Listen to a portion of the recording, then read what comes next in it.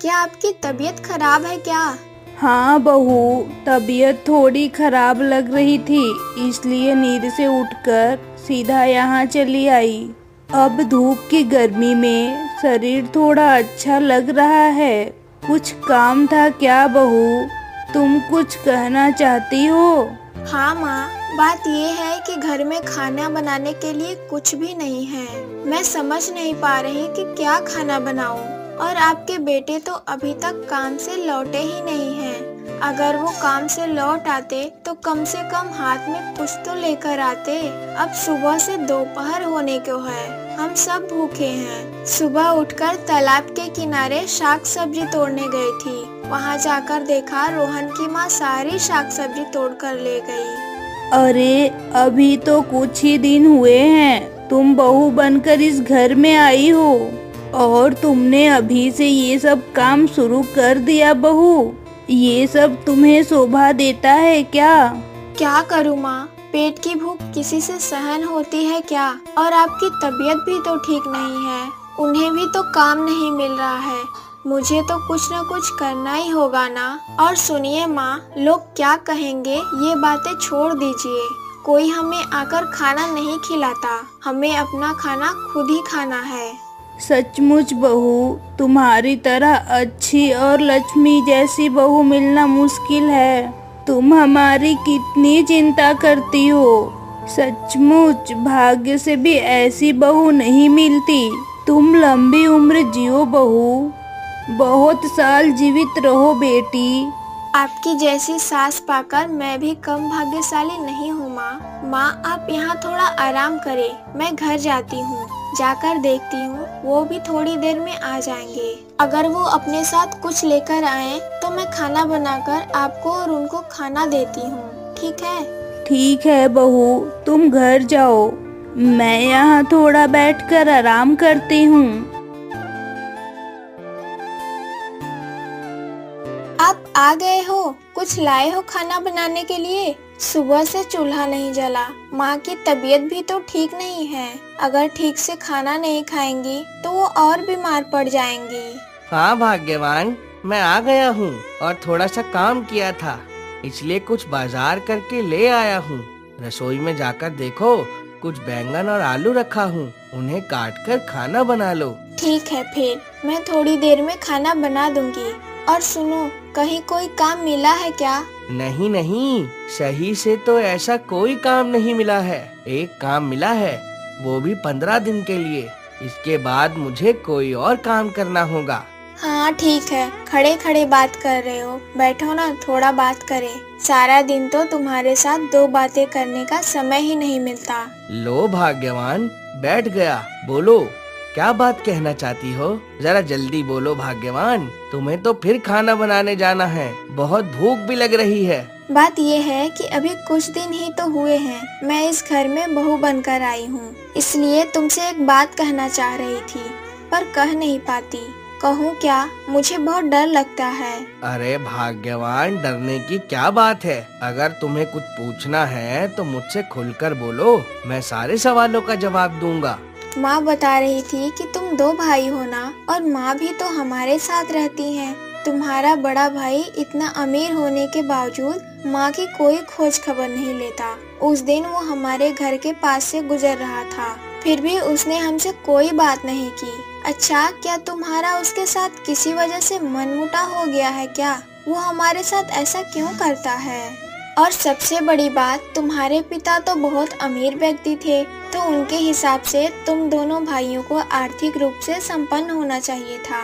जहाँ तुम एक टूटी फूटी झोपड़ी में रहते हो, वहीं तुम्हारा भाई एक बड़े से महल में रहता है और उसका खाना पीना कपड़े सब कुछ राजाओं जैसे हैं। मेरे पिता मुझे बहुत प्यार करते थे भाग्यवान, लेकिन बड़े भाई ने धोखेबाजी करके मेरी सारी संपत्ति हड़प ली। नकली दस्तावेज बनाकर सब कुछ अपने नाम कर लिया। लेकिन क्या तुम जानती हो भाग्यवान, मैंने सब कुछ भगवान के भरोसे कर दिया है, बस वो सुखी रहे। वह अच्छा है, लेकिन अगर तुम सच्चे हो तो एक दिन सच्चाई की जीत जरूर होगी। सच कभी दबता नहीं है, किसी न किसी दिन सच सामने आ जाएगा, तुम देखना। अच्छा सुनो, तुम थोड़ा आराम करो, मैं खाना बनाकर तुम्हें देती हूँ, ठीक है?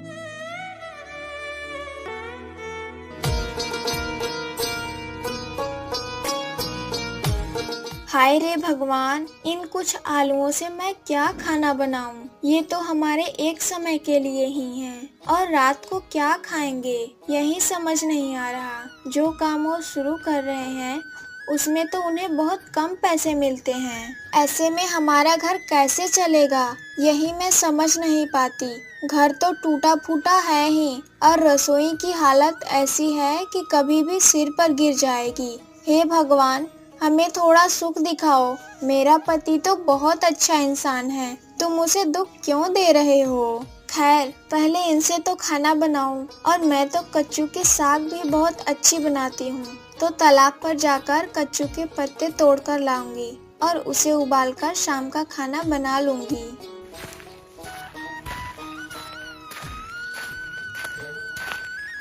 बहू, मैं थोड़ा मोहन के घर जा रही हूँ। तुम घर और सामान का थोड़ा ध्यान रखना। बिल्ली आकर सारा खाना खा सकती है। अच्छा माँ, आप चले जाइए, मैं इधर खाना बना लूंगी। और सुनिए, मोहन की माँ से लौटते वक्त थोड़ा नमक मांग लाना, नमक भी खत्म हो गया है। बहू, तुम्हें इस घर में आकर बहुत कष्ट हो रहा है ना बेटी? हमें माफ कर दो बेटी, हम तुम्हें अच्छे से खाना भी नहीं खिला पा रहे हैं, तुम्हारे लिए कुछ भी नहीं कर पाते, फिर भी तुम कुछ नहीं कहती।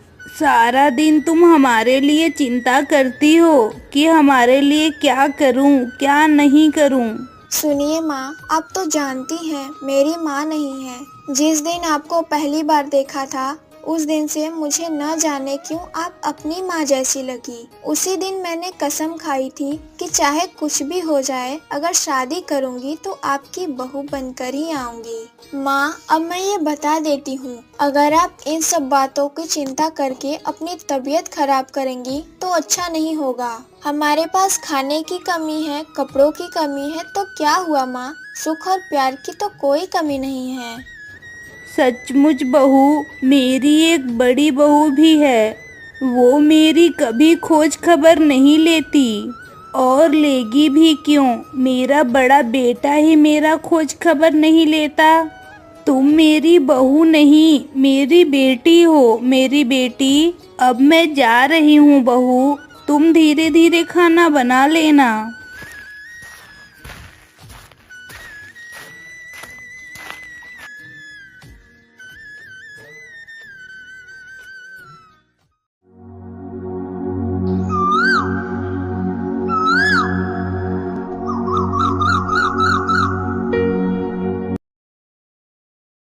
तुम्हें कितनी बार बोला कि छोटे भाई से उसकी संपत्ति हड़प लो, लेकिन तुम मेरी कोई बात सुन ही नहीं रहे हो।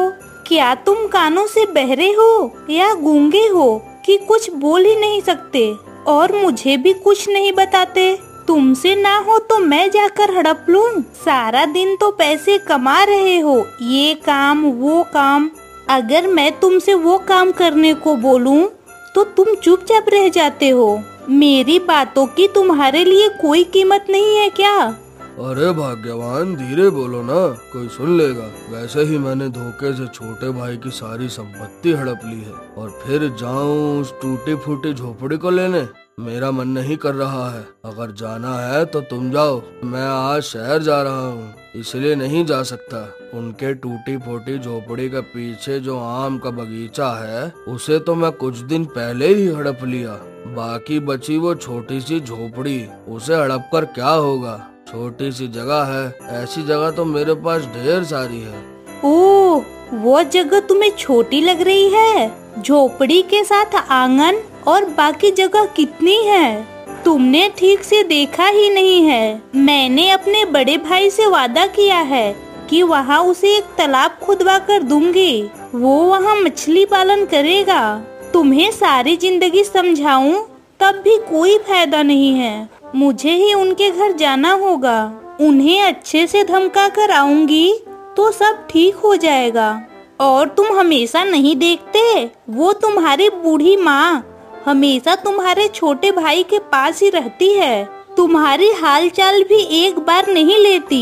वो जिसके पास खुश है उसी के पास रहे। मैंने उसे अपने पास आने को कभी नहीं कहा। वो सुखी रहे बस। कौन कैसे रह रहा है ये हमें देखने की जरूरत नहीं है। मेरा बैग तैयार किया है क्या? मुझे तो शहर जाना है ना। अपना बैग खुद तैयार कर लो। मैं तुम्हारी नौकरानी नहीं हूँ कि हर वक्त तुम्हारा काम करूँ। ये तैयार करो, वो तैयार करो बस। मेरे पास पैसा है तो क्या हुआ? मेरे भाग्य में तो कोई सुख नहीं है। तुम्हारे इस गुस्से की वजह से ही मुझे तुम बिल्कुल बर्दाश्त नहीं होती। अब मैं जा रहा हूँ, जो मर्जी वो कर।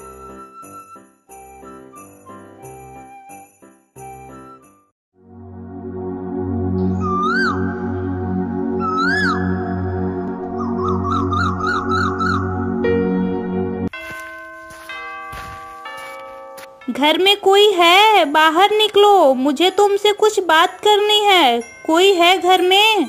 अरे दीदी आप आइए आइए, अंदर आइए, बैठकर बातें करें। ठीक है। अरे दीदी अंदर आइए ना, कृपया अंदर आइए। हम सब आराम से धीरे धीरे बात करते हैं। यहाँ मैं तुम्हारे पास बैठने नहीं आई हूँ, तुमसे एक बात करनी है। माँ कहाँ गई हैं और तुम्हारा पति कहाँ है? दीदी वो तो काम पर गए हैं और माँ की तबीयत ठीक नहीं है, इसलिए वो घर में थोड़ा सो रही हैं। अगर कोई जरूरी बात है तो आप मुझे बता सकती हैं दीदी, मैं सबको बता दूंगी। सुनो, अगले 2 दिनों के अंदर तुम लोग ये घर छोड़कर चले जाओ, समझी? तुम्हारे खिलाफ मैंने पुलिस में शिकायत की है। ये हमारी जमीन है। हमारे ससुर जी ने ये जमीन सिर्फ बड़े बेटे के नाम की थी। हमारी जमीन हमें दे दो, यही तुम्हारे लिए अच्छा होगा। कौन आया है बहू? ओ बड़ी बहू, तुम यहाँ क्या कर रही हो और क्या लेने आई हो हमसे यहाँ? जिस घर में आप लोग रह रहे हैं वो भी हमारा है। 2 दिनों के अंदर घर खाली कर दो, नहीं तो पुलिस आपको ले जाएगी। हमारा सब कुछ तो तुम दोनों ने छीन ही लिया है। अब इस घर पर भी तुम्हारी नजर पड़ गई है। सुनो, तुम लोग पैसे देकर गैर कानूनी तरीके से ये सब कुछ अपने नाम कर रहे हो, ये सही नहीं है। क्या सही है और क्या गलत वो हम देख लेंगे। आपको समझाने की कोई जरूरत नहीं है। अगर 2 दिनों के अंदर ये जगह खाली नहीं की तो बहुत बुरा हो जाएगा, ये मैं बता देती हूँ। मेरे पति ने मरने से पहले दोनों भाइयों के नाम पर बराबर हिस्से में सारी संपत्ति दी थी, लेकिन वो कागजात कहाँ रख गए थे वो मरने से पहले बता नहीं पाए। उससे पहले ही भगवान के पास चले गए, लेकिन उन्होंने मुझे एक बार ये बात बताई थी, तुम जो कर रहे हो बहुत गलत कर रहे हो, ये ठीक नहीं है। भगवान तुम्हारे साथ भी बुरा करेंगे। एक भाई को दूसरा भाई दुख देखकर सुखी नहीं हो सकता। तू तो बूढ़ी हो गई है, कुछ दिन बाद मर ही जाएगी। सड़क पर भीख मांग लेगी तो क्या हो जाएगा? दूसरों के घरों में रहने की क्या जरूरत है? दीदी माँ से इज्जत से बात करो। अपनी सास से कोई ऐसा व्यवहार करता है क्या? ठीक है, अगर आप लोग साबित कर सके कि ये जमीन आपकी है तो हम 2 दिनों के अंदर ये जगह छोड़ देंगे। आप अब जा सकती हैं। मेरी सासू माँ वैसे ही बहुत बीमार हैं। आपकी बातों से वो और बीमार पड़ जाएंगी। ठीक है, इतना ज्ञान देने की जरूरत नहीं है। मैं जा रही हूँ, लेकिन ये बात याद रहे, ठीक 2 दिनों के अंदर। माँ अब क्या होगा? हम अब कहाँ पर रहेंगे माँ? कुछ समझ नहीं आ रहा। बहू, मैं भी कुछ समझ नहीं पा रही, लेकिन क्या तुम जानती हो बहू, सच्चाई की जीत एक दिन जरूर होगी। अगर भगवान सचमुच हैं तो वो हमारी रक्षा जरूर करेंगे। तुम इतना मत सोचो बेटी। हाँ माँ, मैं भी यही सोचती हूँ। भगवान ही हमारा भला करेंगे, भगवान ही हमारी रक्षा करेंगे।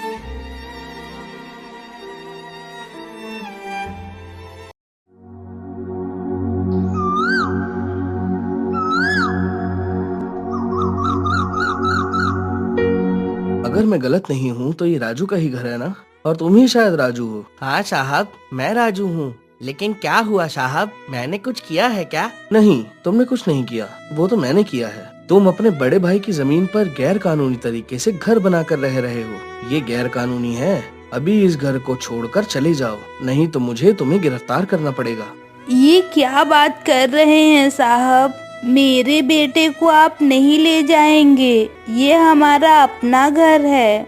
मेरा बड़ा बेटा हमारे साथ विश्वासघात कर रहा है। हाँ साहब, माँ बिल्कुल सही बात कर रही हैं। वो हमारे साथ धोखा कर रहा है। उसने हमारी सारी जमीन छीन ली है। कृपया आप हम पर भरोसा करें। और उसकी पत्नी ने हमें कहा था कि 2 दिनों के अंदर हमें घर छोड़ना है। आप 1 दिन बाद ही क्यों आए? सुनो, मैं तुम्हें जवाब देने नहीं आया हूँ, समझी?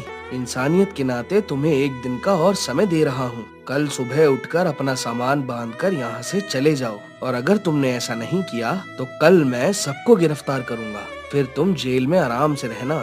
ठीक है साहब, हम कल यहाँ से चले जाएंगे। इस दुनिया में पैसों के सामने सब कुछ हार जाता है। जिसके पास जितना पैसा है उसकी उतनी ताकत है। आप अब यहाँ से जा सकते हैं। हम सब कल सुबह भोर में उठकर चले जाएंगे।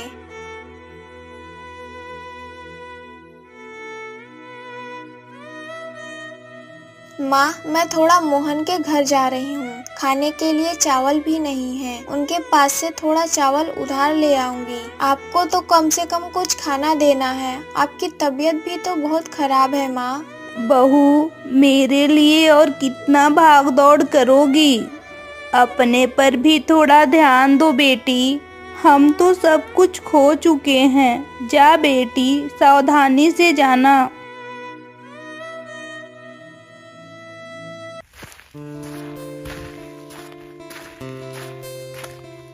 मेरे पति के बड़े भाई ने ये आम का बगीचा भी अपने नाम कर लिया है। अपने छोटे भाई को कुछ भी नहीं दिया।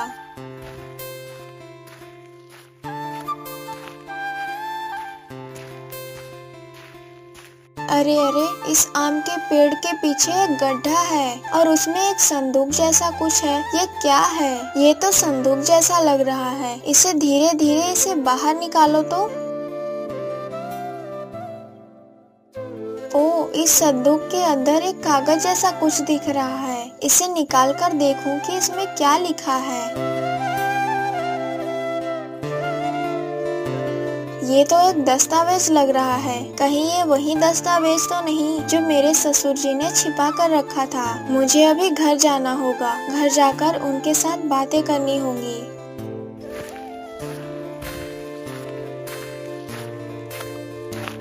ये देखो, हमारी सारी समस्याओं का समाधान अब हो जाएगा। यही वो दस्तावेज है जो आपके पिता ने छिपा कर रखा था। मैंने थोड़ा पढ़ना लिखना सीखा है। मैंने इसे आधा अधूरा पढ़कर देखा। यही वो दस्तावेज है। इसमें साफ साफ लिखा है कि आधी संपत्ति तुम्हारे बड़े भाई के नाम है और आधी तुम्हारे नाम पर। भाग्यवान, मैं तुम्हें क्या कहकर धन्यवाद दूं? मैं अभी जा रहा हूं। अभी वकील साहब के पास जाकर ये दस्तावेज दिखाता हूं। तुम्हें बहुत बहुत धन्यवाद, हमें और हमारे परिवार को बचाने के लिए। अरे धन्यवाद तो बाद में भी दे सकते हो। पहले तुम जल्दी से वकील साहब के पास जाओ, नहीं तो देर हो जाएगी। फिर राजू उस दस्तावेज को लेकर वकील साहब के पास जाता है और उन्हें दिखाता है। दस्तावेज को पढ़ने के बाद वकील साहब पुलिस को लेकर राजू के बड़े भाई के घर जाते हैं। यहाँ साफ लिखा है कि आपके पिता ने दोनों भाइयों को बराबर हिस्से में सारी संपत्ति की बंटवारा की थी। आप गैर कानूनी तरीके से अपने भाई की संपत्ति भोग रहे हैं। ये कानूनी अपराध है। इसके लिए आपको सरकार की ओर से जेल भी जाना पड़ सकता है। छी छी छी, अपने भाई के साथ ऐसी बेईमानी करना आपके लिए बिल्कुल ठीक नहीं था। अपने भाई को एक टूटी फूटी झोपड़ी में रखकर खुद महल में सो रहे हो। कैसे? आप जैसे भाइयों की वजह से ही दुनिया में इतनी मारपीट और झगड़े होते हैं। सुनिए, अगर आपका छोटा भाई आपके खिलाफ कोई शिकायत करता है तो आपको जेल जाना पड़ेगा, और अगर वो आपको माफ कर दे तो आपको माफी मिल जाएगी, और अगर वो कुछ नहीं करता तो हम खुद तुम्हारे खिलाफ कुछ करेंगे। छोड़ दीजिए पुलिस साहब, हमें छोड़ दीजिए। मैंने बहुत बड़ी गलती कर दी। मैं अभी अपने छोटे भाई के हाथ पैर पकड़कर माफी मांग रहा हूँ। अभी जा रहा हूँ और जिंदगी में कभी उसके साथ बुरा बर्ताव नहीं करूँगा। मैं सारी संपत्ति उसे सौंप दूंगा। हाँ हाँ साहब, मेरे पति ने बिल्कुल सही बात कही है। हम अभी उनके पास हाथ पैर जोड़कर माफी मांग लेंगे। कृपया हमें जेल में नहीं ले जाइए।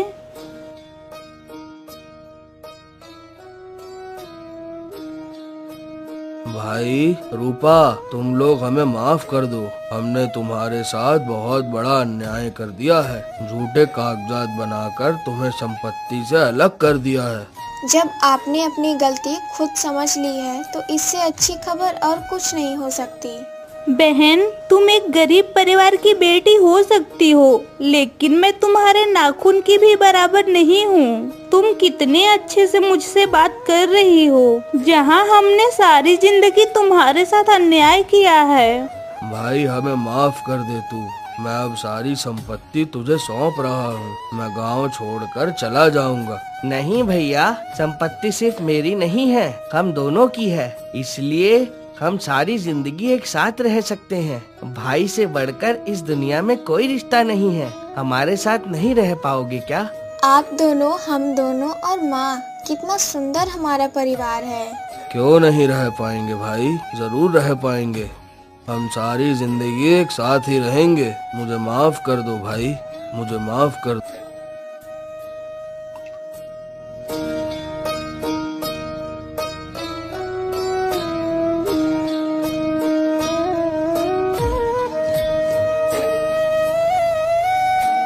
अगर आपको हमारी यह कहानी पसंद आई हो तो और नई अधिक कहानियों के लिए इस वीडियो को लाइक करें, शेयर करें और हमारे चैनल को सब्सक्राइब करें।